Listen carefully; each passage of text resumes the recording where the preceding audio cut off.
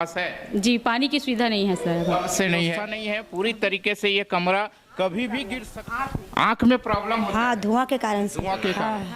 कितना मिलता है आप लोगों को खाना बनाने के एवज में? अभी 1500 हुआ है सर। एक दिन का 50 बच्चे हैं, गरीब आदमी है, 50 रुपए में हम लोग कैसे अपना दिन निकाल रहे हैं। सही लगता है। ये कंप्यूटर की शिक्षा देनी चाहिए कि नहीं? देनी चाहिए सर, जरूरी है, बहुत जरूरी है, क्योंकि हम लोग तो नहीं जानते हैं तो परेशानी होती है। 4 एकम 4, 4 दुनिया 8, 4 तिया 12, 4 चंग 16, 4 पंच 20, 4 छिक्का 24, 4 सत्ते 8, 4 अट्ठे 32, 4 नेम 36, 4 दाम 40। बहुत अच्छा। क्या बनोगे बड़े होके? यस, होना चाहिए, सभी का लिए सुविधा होना चाहिए। जैसे प्राइवेट स्कूल में होता है उसी प्रकार से सरकारी स्कूल में भी सुविधा होना चाहिए। ग्राम पंचायत मटिया विकासखंड धरसीवा के अंतर्गत अभी हम प्राथमिक शाला में हैं। प्राथमिक शाला जहां पे कक्षा 1 से कक्षा 5 तक की क्लासें लगती है। यहाँ की व्यवस्थाओं को हम देखेंगे और जानेंगे कि किस तरीके से ग्राम पंचायत मटिया के इस प्राथमिक शाला में हमारे बच्चों की संख्या कितनी है और बच्चों को पर्याप्त बैठने की सुविधा है कि नहीं, बच्चों के लिए पानी, बिजली और ये सारी सुविधाएं यहाँ है या नहीं है, वो सारी चीज़ें हम यहाँ पे जानने की समय। सबसे बड़ा ये चीज़ होती है कि जिस तरीके से प्रांगण को अगर देखें तो प्रांगण की पर्याप्त है। लगभग यहाँ पे बच्चों के दर्ज संख्या को देखते हुए हम यहाँ पे देखेंगे और बात करेंगे और यहाँ की सुविधाओं को जानेंगे। ये आप देख सकते हैं, ये बिल्डिंग है।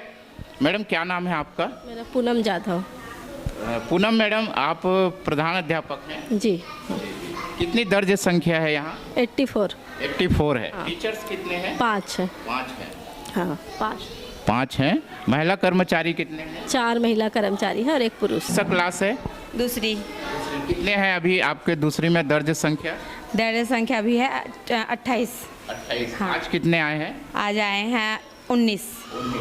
ये देखें, इस क्लास में यहाँ पे बच्चे हैं। हमारे बच्चों के लिए फ़िलहाल ये टाट पट्टी मिला हुआ है। बैठने की जो भी सुविधाएं हैं, जो भी हमको शिक्षा विभाग से मिला है यही है। एकमात्र पंखा यहाँ पे दिख रहा है, जबकि एक पंखे की नितांत आवश्यकता नज़र आ रही है। आखिर क्या कारण है कि छत्तीसगढ़ के शिक्षा सचिव वर्तमान के एस भारतीदासन साहब क्या पूरे छत्तीसगढ़ के हर स्कूलों का विजिट कर पा रहे हैं या उनको सुविधाएं जो बच्चों को मिलना चाहिए वो दे पा रहे हैं, वही हम देखने की कोशिश करेंगे। एक और क्लास है यहाँ भी हम। मैडम कमिंग, कौन सा क्लास है मैडम? ये थर्ड। कितने दर्ज संख्या है आपके? यहाँ पे 11 है। हम बच्चों से बात करेंगे। क्या नाम है बेटा आपका? सुप्रिया। पूरा नाम बताओ। सुप्रिया चतुर्वेदी। अरे वाह, सुप्रिया क्या पढ़ रहे थे अभी? पप्पू जी के खिलौने। अरे वाह, पप्पू जी के खिलौने। पढ़िए तो थोड़ा, इसको पढ़िए। पप्पू जी के खिलौने, हाथी, ऊंट और मूंग छाने, गुड़िया मुड़िया, भालू बंदर, अच्छे अच्छे सुंदर सुंदर। गए वह एक दिन चिड़िया का घर, देखे हाथी भालू बंदर। बहुत अच्छा, बहुत अच्छा। क्या बनोगे बेटा बड़े होके? डॉक्टर बनोगे। ये देखिए, तीसरी क्लास की बच्ची है। हिंदी को जब हमने पढ़ने को कहा, पूरी तरीके से इसका उच्चारण हमने देखा पूरी तरीके से सही है, लेकिन कहीं ना कहीं बच्चों को अगर हम बेहतर सुविधा दे पाएँ, यानी जब तक जिस तरीके से एक प्राइवेट स्कूलों में हमने देखा है, प्राइवेट स्कूलों की बिल्डिंगें अच्छी होती है, बैठक व्यवस्था अच्छी होती है, तो बच्चों की मानसिकता पे असर पड़ता है। छत्तीसगढ़ के बच्चों में प्रतिभाओं की कमी हमें नज़र नहीं आती, लेकिन शासन के द्वारा मिलने वाली सुविधाओं में कहीं ना कहीं कमी नज़र आती है। ये बच्ची डॉक्टर बनना चाहती है, लेकिन अगर इनको हम अच्छा माहौल दें तो निश्चित तौर पे ये बच्चे आने वाले समय में डॉक्टर, इंजीनियर और कलेक्टर जैसे पदों पे जाएंगे। तो हमें आशा और विश्वास है कि छत्तीसगढ़ शासन इनको बेहतर सुविधा देने की कोशिश करेगी। हम जाएंगे। सर, ये जो क्लासरूम मैं आपको दिखा रहा हूँ, ये देखिए, ये काफ़ी जर्जर हो चुका है, पूरी तरीके से सीपेज हो रहा है, खिड़कियाँ टूटी हुई पड़ी हुई हैं। यहाँ पे हमारे बच्चों के लिए बैठने की जो ज़मीन है, ये सबसे खास बात है। ये देखिए, पूरी तरीके से उखड़ा हुआ है, सीपेज है। कहीं ना कहीं ठंडे में हमारे बच्चे बैठ रहे हैं, ऐसी हालत में इनकी तबीयत खराब हो सकती है। यानी कहीं ना कहीं असुविधाओं की कमी ग्राम पंचायत मटिया के प्राथमिक शाला में देखने को मिल रही है। जानकारी को सर्वे कर रहे हैं। हाँ, संख्या। क्या बनोगे बेटा बड़े होके? डॉक्टर।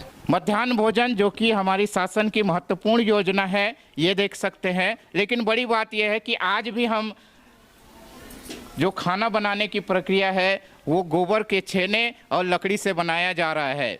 क्यों इनके पास गैस सिलेंडर नहीं है, ये भी एक सवाल खड़े होता है। जिस तरीके से हम डिजिटल इंडिया में जा रहे हैं लगातार, लेकिन डिजिटल हमारा गांव नहीं हो पा रहा है।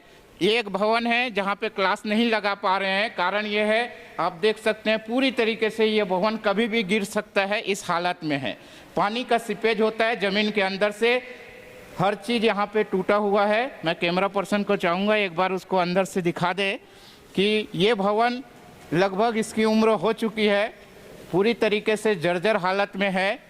कभी भी ये बिल्डिंग गिर सकता है, इसलिए टीचर्स बच्चों को यहाँ पे नहीं पढ़ाते हैं, क्योंकि बच्चों की जान माल की हानि ना हो। ये है सबसे अच्छी बात है कि ग्राम पंचायत मटिया, हम अब आपको बता सकते हैं कि प्राथमिक शाला के लिए जो प्रांगण है वो पर्याप्त है, लेकिन भवन की स्थिति खराब है।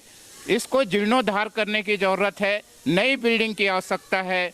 देखते हैं ग्राम पंचायत के सरपंच सचिव इस पर क्या काम कर रहे हैं, बीओ साहब इस पर क्या काम कर रहे हैं, या फिर शिक्षा मंडल इस पर क्या काम कर रही है। और जिस तरीके से माननीय भूपेश बघेल जी अभी आत्मानंद स्कूल खोल रहे हैं, हम बच्चों को अंग्रेजी सिखा रहे हैं, तो हमें देखना चाहिए कि गांव में जो वर्षों पुराना, सदियों पुराना स्कूलें हैं उसका भी अगर जीर्णोद्धार कर दिया जाए, सुविधाएं दे दी जाए, तो हमारे बच्चे भी कलेक्टर बन के निकलेंगे। देखते हैं आने वाले समय में ये सुविधाएं इनको मिल पाती है या नहीं।